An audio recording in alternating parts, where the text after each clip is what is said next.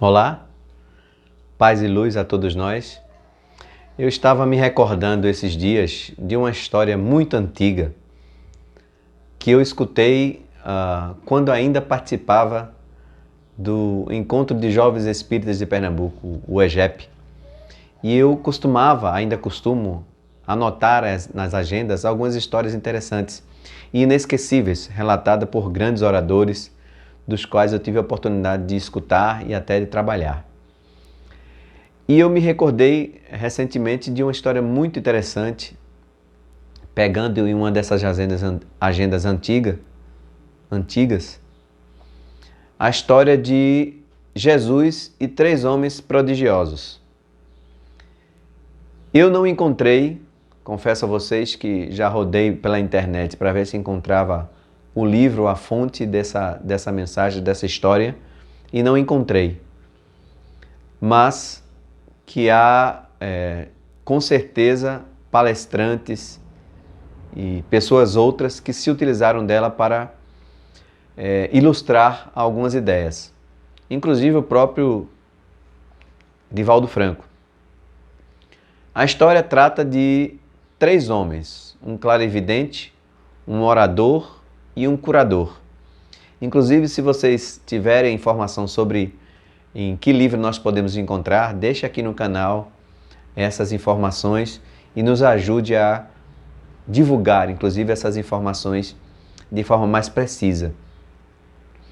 Logicamente que esse livro, essa história, essas histórias que nós estamos aqui contando, partilhando, ela simplesmente tem o objetivo de nós discutirmos, refletirmos sobre a ótica espírita e sobre o nosso entendimento, o nosso conhecimento de alguns aprendizados que o próprio Evangelho, que a doutrina espírita, que o mundo, que a história nos deixou como legado. E tem nos trazido, graças a esse momento, algumas reflexões, algumas voltas para dentro de nós mesmos e, logicamente, algumas avaliações que vão surgindo a partir dessa reflexão pessoal e íntima que nós estamos aproveitando para fazer nesses dias. Então, conta que o clarividente, o orador e o curador foram trazidos junto a Jesus através de Pedro. Pedro havia os conhecido e, pelos prodígios que eles demonstravam ter, achou importante Jesus conhecê-los, para que eles também pudessem servir a causa do Evangelho e da Boa Nova. Obviamente que eles também tinham interesse de seguir a Jesus. E aí, o primeiro clarividente chegou para Jesus e disse que gostaria de servir ao Mestre através da sua capacidade de clarividência, mas que naquele momento não seria possível acompanhá-lo na sua jornada porque estava de casamento marcado. E esse casamento deixaria para ele uma certa segurança, uma garantia de um futuro tranquilo. E disse a Jesus: olha, assim que eu casar, eu voltarei e nós trabalharemos juntos em nome do Evangelho. Jesus sorriu e olhou para o próximo, que era um orador. E era uma pessoa muito conhecida porque tinha a capacidade de arrastar multidões com a sua fala. Dominava bem a oratória a seu tempo. Mas também disse que gostaria de que Jesus o aguardasse, porque ele tinha uma questão de cunho familiar para resolver. Alguém da sua família estava prestes a morrer e deixaria uma herança. E essa herança seria partilhada com os familiares. Ele gostaria de estar perto no momento que essa pessoa morresse, para que também pudesse, de forma justa, ser contemplado. Jesus também escutou pacientemente e esperou o terceiro homem, que era um senhor de idade, maduro. Parecia ser aquele, de fato, que Jesus teria do seu lado. Ele era um curador, um homem muito famoso por ajudar pessoas com suas moléstias. Mas tinha um grande problema, ele era político e estava no meio do grupo que programava, que organizava uma grande revolta contra Roma. Ele era um dos conselheiros e disse a Jesus: Mestre, assim que esta revolta acabar, eu voltarei para ti e me juntarei com os meus irmãos para que possamos juntos levar a bandeira do Evangelho aos 4 cantos do mundo. Jesus baixou a cabeça, olhou para Pedro, olhou para os 3 e saiu. Foi até o jardim. Pedro olhou para os 3 homens, olhou para Jesus, não entendeu muito bem o que significava aquele silêncio e foi atrás de Jesus. Senhor, são homens fenomenais. E o Senhor não diz nada? Não, Pedro, disse Jesus. Mas eles são prodígios. Um vê o futuro, o outro fala para multidões e o outro é um grande curador. E tu não dizes nada? Não, Pedro. Eu só vejo 3 homens cheios de interesses. Um espera um casamento, o outro aguarda uma herança e o terceiro está em meio a uma revolução. Mas, Senhor, Pedro, acima deles estou eu. A humanidade sempre teve homens prodígios que passaram, morreram, e acima deles o amor do Pai e o amor que orientarão para a felicidade de todas as vidas, que não podem esperar por homens prodígios cheios de interesses pessoais. Ao concluir sua fala, Pedro silenciou, se afastou, deixou que o mestre ficasse refletindo sobre aquele momento. Essa é uma história muito interessante porque nós, ao longo da história, lemos e ainda temos contato atualmente com grandes prodígios, grandes cientistas, grandes estudiosos, grandes juristas, grandes políticos, grandes cirurgiões de médicos, grandes pesquisadores, professores, grandes homens que ainda não entenderam que não basta ser dono ou deter um certo prodígio, um certo conhecimento, ter a capacidade de curar, ou ter a capacidade de explicar, ou ter a capacidade de orientar, de construir e de elevar. Se nada disso estiver atrelado aos interesses superiores em prol da humanidade. Porque o que Jesus queria não era um orador, não queria um homem que curasse, não queria um clarividente. Ele queria homens que trabalhassem para o seu evangelho, como até hoje. Vocês devem se recordar que naquela conversa que nós tivemos sobre Jesus, nós falamos que o que Jesus espera de cada um de nós não é algo espetacular e extraordinário. É que cada um façamos a nossa parte onde nós estamos. Nesse momento em que o mundo vive esse capítulo especial, nós precisamos entender qual é o nosso papel e o que é que a gente pode fazer para melhorar, inclusive a nós mesmos, aos nossos familiares, nossos amigos, no nosso trabalho. O que é que a gente está fazendo? Que prodígio podemos fazer pequeno, mas que pode ser significativo para a obra bem maior, que é o bem comum. E pensando sobre isso, nós elencamos alguns nomes históricos, inclusive provocativos, para que vocês também possam ir atrás, investigar. Eu adoro biografia, aliás, acho uma das melhores leituras, na minha opinião, é a biografia. Então eu trouxe aqui alguns nomes muito interessantes que servem, e espero que sirvam, para que vocês também possam ir atrás, pesquisar, inclusive deixar aqui mais uma vez, no nosso canal, algumas informações interessantes sobre esses personagens, sobre estas figuras da história. E o que logicamente, vocês aprenderam, o que é que a gente pode trazer para a nossa vida pessoal, a nossa vida íntima. Como cristão, como espírita, enfim, como ateu, não importa. Mas que aprendizado nós podemos trazer, se é que existe um aprendizado, diante de histórias como essa. E aí nós elencamos, como eu disse, alguns nomes da história. O primeiro Daniel Douglas Home, vocês devem se recordar, quem lê um pouco sobre a história do Espiritismo conhece este nome. Né? É um britânico, foi um britânico, muito famoso, espiritualista. Ele era famoso por suas capacidades mediúnicas. Né? Ele relatava, por exemplo, a habilidade de levitar até alguma certa altura.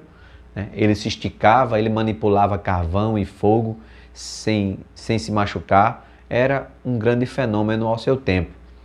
E apesar de todos esses prodígios dentro do campo da mediunidade, da paranormalidade, Daniel Douglas Home ele morreu tuberculoso. Nada impediu que ele morresse de tuberculose. Outro nome famoso dentro da literatura espírita é Camille Mirabel. Mirabel ele é considerado, inclusive, um dos médiuns mais notáveis do século XX. Ele produzia levitação, materialização, ele desmaterializava objetos diante de sua plateia, mas apesar disso também, ele morreu atropelado. Aqui no Brasil, nós temos a história de dois grandes médiuns que trabalharam com o Dr. Fritz em cirurgias espirituais, que dividiu inclusive o movimento espírita. Zé de Arigó é o primeiro deles, gostaríamos de citar. Desenvolveu suas atividades mediúnicas em Congonhas, Minas Gerais, durante cerca de 20 anos, tornando-se uma pessoa nacional e internacionalmente conhecida. Uma das figuras mais polêmicas da história do movimento, inclusive do movimento espírita, porque por muito tempo ele se utilizou do movimento para fazer essas curas. E ele realizava inclusive cirurgias através da faculdade mediúnica das cirurgias incorporadas pelo Dr. Fritz, que é um médico alemão que desencarnou durante a Segunda Guerra, segundo a história, e que procurava médios para trabalhar. Essa também é uma história muito interessante que nós podemos, inclusive, ir atrás depois, conhecer um pouco sobre a história de Fritz. Há algumas controvérsias, algumas informações que não batem e vale a pena a gente investigar um pouquinho mais para conhecer a história, não só de Arigó, como também dessas relações de curas que ainda acontecem ainda no Brasil. Vocês devem se recordar recentemente de um grande médium, não do movimento espírita, acabou sendo preso por ter envolvimento, enfim, de uma relação nada boa, salutar, com aqueles a quem ele atendia. E, logicamente, era um prodígio, como era Arigó, como era Mirabel, como era Daniel Douglas Home, mas que estavam, logicamente, distantes, provavelmente, daquilo que se propunha a Jesus. Não só de trabalhar essas suas capacidades prodigiosas, mas também de levar, de certa forma, um consolo para a humanidade. Inclusive, há uma história muito interessante sobre Zé de Arigó, que morreu, inclusive, num acidente automobilístico. Ele trabalhava em cidades diferentes e, voltando um trajeto entre as duas cidades, ele se envolveu no acidente e morreu de forma brutal. E há uma história muito interessante que Chico conta, que no dia que Arigó iria morrer no acidente, de manhã cedo ele chegou para uma pessoa de sua relação pessoal e disse: quando o jornal chegar, me parece que às 17 horas, quando o jornal chegar, traga-me que eu quero ler uma notícia, disse para a pessoa. Aí, que notícia é essa, Chico? É sobre o desencarne de Zé de Arigó. Aí a pessoa disse assim: ué, Arigó morreu? Aí Chico disse: não, ainda não, mas vai morrer. Antes de acontecer o desencarne de Arigó nesse acidente, Chico já sabia, os espíritos avisaram a ele que, aliás, me parece até que foi o próprio Dr. Fritz que disse que ia tirá-lo do corpo, através desse acidente. Há, inclusive, muitas teorias que dizem que todas as pessoas, todos os médios que se envolveram ou que vão se envolver com Fritz, acabam morrendo de forma muito brutal, que foi o que aconteceu com o pernambucano, Edson Queiroz, do qual eu tive o prazer, inclusive, de conhecer pessoalmente, conheci sua família, tivemos alguns momentos muito interessantes em alguns encontros espíritas, na Mostra Espírita, até no EGEP. A sua esposa trabalhou durante muito tempo no movimento infantil. Durante o EGEP, inclusive, tinha um EGEPinho, que era para crianças, e a sua esposa ajudava nesse sentido. E Edson Queiroz, assim como Arigó, incorporava Fritz e promovia cirurgias. Ele foi para os Estados Unidos, ele foi para a Europa, ele viajou o mundo inteiro através dessa sua capacidade mediúnica.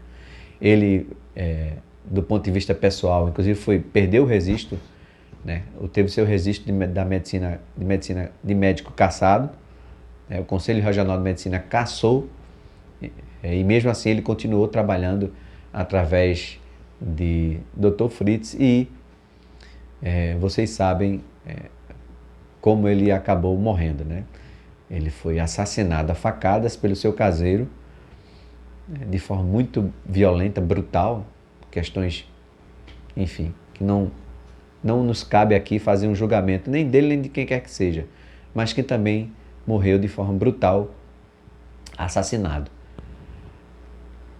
Francisco Cândido Xavier, um brasileiro do século XX, a maior antena transceptora de todos os tempos, o maior médium psicógrafo da história da humanidade. Cidadão que simplesmente foi indicado 2 vezes para o Prêmio Nobel, psicografou 451 livros em vida, e seus livros ainda estão aí sendo lançados.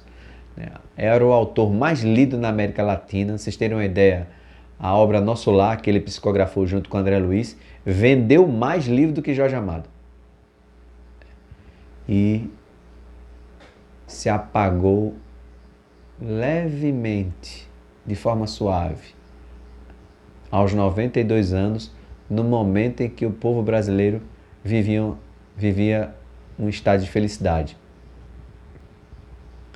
Inclusive, o seu filho conta, né, que quando recebe o resultado, quando acaba o jogo, né, do Brasil, ele pergunta ao filho qual teria sido o resultado. O Brasil tinha sido campeão, e o filho disse: sim, Chico, nós somos campeões, graças a Deus.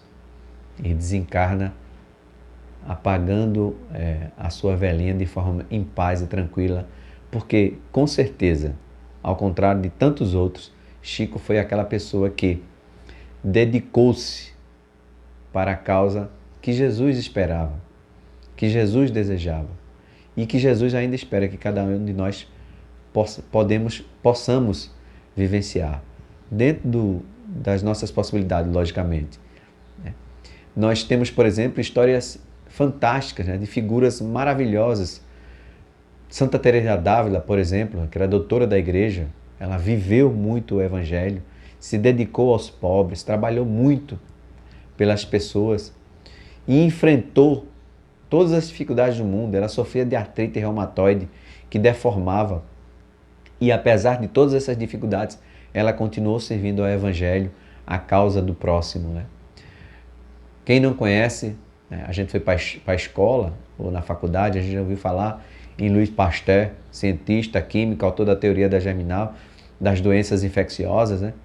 Ele vivia atormentado pela tuberculose, também morreu tuberculoso, né? Robert Schumann, grande, brilhante compositor alemão, era um psicopata, um maníaco depressivo, suicidou-se atirando no rio, inclusive. Frédéric Chopin, pianista, compositor polonês, morreu também tuberculoso, assim como Pasteur. Aliás, tuberculose era uma doença que matava a todos, né? Se não tivesse cuidado. Aqui no Brasil, nós tivemos alguns casos de poetas que morreram muito cedo por conta de sua vida boêmia, né, através da tuberculose. Quem não conhece a história de Beethoven, surdo, que ainda conseguiu produzir a nona sinfonia completamente surdo, sem ouvir nada, e realizou maravilhas, mas também morreu de forma muito triste, né? Na química, na física, nós temos Marie Curie, a única mulher da história que ganhou o prêmio Nobel, tanto em física como em química. Ela também, por conta desse trabalho dentro dos laboratórios, Marie, ou Madame Curie, ela acabou perdendo os movimentos da mão, as mãos foram todas deformadas, graças a esse contato que ela tinha com os elementos químicos, o seu trabalho, e deixou um legado fantástico para a história da física e da química, e também morreu de forma muito triste, né? Sofrendo com grandes problemas de saúde. As mãos foram todas deformadas. E, logicamente, a gente sempre volta para histórias como, por exemplo, a de Chico, que nós acabamos de contar, né? Sempre teve um corpo degenerado, foi cirurgiado diversas vezes, né? E apesar de todas as dificuldades, né? Ele sempre se manteve feliz, voltou a sua existência para o próximo, né? Nós temos ainda ao nosso lado, encarnado, o nosso irmão Divaldo, que também passou por grandes dificuldades, né? Saiu de Feira de Santana, enfrentou depressões, enfrentou o desejo de se suicidar, mas apesar de tudo isso, essas pessoas prodigiosas, tantos outros que nós conhecemos, vocês podem inclusive deixar aí alguns exemplos a mais para que nós possamos compartilhar com todos aqueles que estão aqui em contato conosco, histórias fantásticas que nós resgatamos, registramos e trazemos para a nossa vida, para também a gente refletir sobre o que é que a gente está fazendo com os nossos prodígios. Primeiro, identificar quais são os nossos prodígios, e aí é muito fácil. O que é que você faz? Qual é a sua profissão? Como é que você realiza ela? Você consegue entender ou perceber que essa sua profissão, que essa sua atividade remunerada ajuda as pessoas? Ou na sua própria casa, você não trabalha, mas você se dedica à sua família, você está de fato ajudando a sua família naquilo que você pode? Então são esses os prodígios, para encerrar, né? São esses os prodígios que a gente precisa refletir e trazer sempre como guia e modelo o desejo e a vontade registrada por Jesus desde o seu tempo aos dias atuais. Fazer com que esses aprendizados, que esses conhecimentos, que essa busca por desenvolver uma atividade dentro da casa espírita, dentro do movimento católico, dentro do movimento protestante, no budismo, enfim, em qualquer parte do planeta a gente possa, apesar das dificuldades, dos problemas que nós estamos enfrentando, que nós possamos colocar a serviço do bem os nossos prodígios. Vamos refletir, né, sobre estes prodígios. Vamos refletir se nós estamos dedicando estes prodígios para a causa do Cristo. Esta é a reflexão de hoje e espero que nós possamos ter a participação de vocês no nosso canal, deixando seus comentários, deixando o seu recado, deixando alguma informação que seja pertinente ao tema de hoje, né? Os prodígios de Jesus, as histórias que nós possamos compartilhar. Vocês não se esqueçam, quem ainda não se inscreveu, deixa aí a sua inscrição, clique no sininho e se inscreva e nos ajude a melhorar nosso canal. Na próxima semana nós teremos mais um novo encontro com uma nova história sobre a temática espírita, para que a gente também reflita, dê continuidade às nossas reflexões nesse período tão conturbado da humanidade. Paz e luz.